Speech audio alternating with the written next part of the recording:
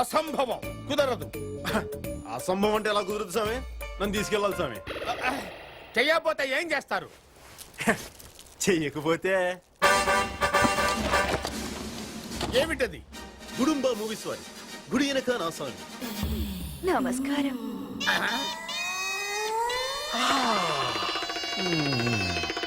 చింత చెట్టు కాడ ఉన్న చింతామణి, నీకు చింతకాయ తెచ్చినానే చింతామణి. నిన్ను చింతకాయతో కూడా